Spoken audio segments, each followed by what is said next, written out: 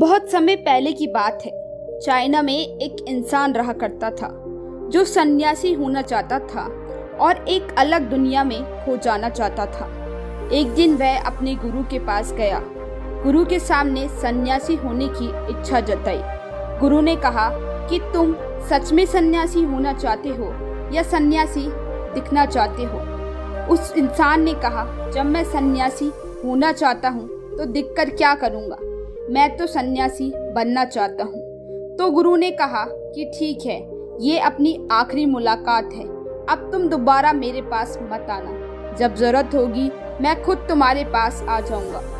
इस आश्रम में 500 सन्यासी रहते हैं। उन 500 सन्यासियों के लिए चावल कूटने का काम करना होगा। ऐसा कहा जाता है कि उस दिन से वह सन्यासी 12 वर्ष तक एक कुटिया में हल्के अंधेरे कमरे में वह इंसान चावल कूटता रहा। 500 सन्यासियों के उस आश्रम में चावल ही कूटता रहता था। सुबह उठता, चावल कूटता, रात को थक जाता तो सो जाता। 12 वर्ष बीत गए, लेकिन वह कभी गुरु के पास नहीं गया। उसने भरोसा कर लिया था कि जब गुरु ने कह दिया है कि जरूरत पड़ने पर वह खुद आ जाएंगे, तो मैं उनके पास क्यों जाऊं। और बात वहीं खत्म हो गई। शुरुआत में तो उसके मन में कई तरह के विचार चलते रहे। जब वह पूरे दिन चावल कूटता रहा तो उसने सोचा, विचार कर भी क्या फायदा है। धीरे धीरे उसके मन में विचार आने बंद हो गए और वह सुबह उठता, शाम को सोता, चावल कूटता रहता। जब गुरु ने कह ही दिया है तो गुरु के सारे प्रश्न वहीं खत्म। गुरु ने सही कहा होगा। 12 वर्ष तक चावल कूटते कूटते उसके मन में विचार आने बंद हो गए और उसका मन एकदम शांत और खाली हो गया।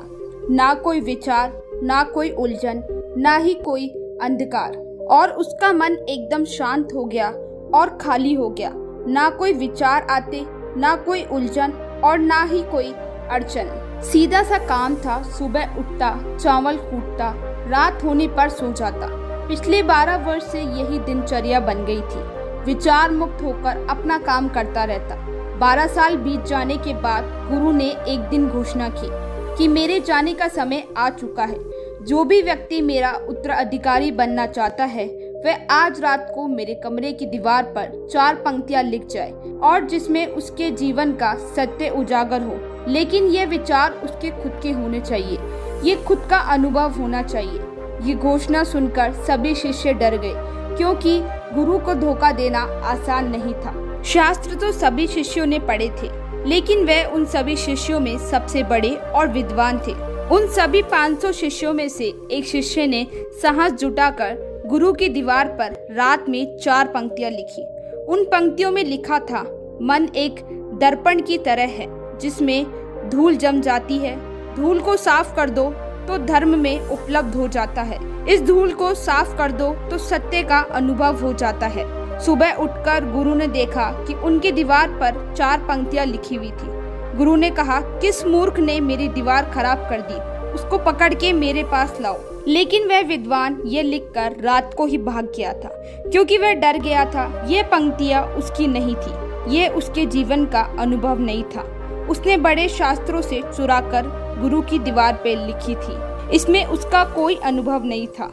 शब्द अच्छे थे, लेकिन उसमें उसका कोई अनुभव नहीं था। और वह अपने सभी मित्रों से कह गया था कि अगर गुरु कहे कि वाह क्या बात है तो मुझे खबर कर देना, लेकिन अगर गुरु पढ़कर क्रोधित हो तो मुझे बता देना।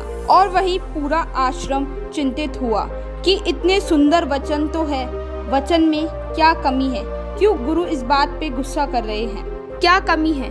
मन दर्पण की तरह ही तो है जिसमें शब्दों के विचारों की धूल जम जाती है। बस इतनी तो बात है, साफ कर दो तो दर्पण प्रतिबिंब बन जाता है।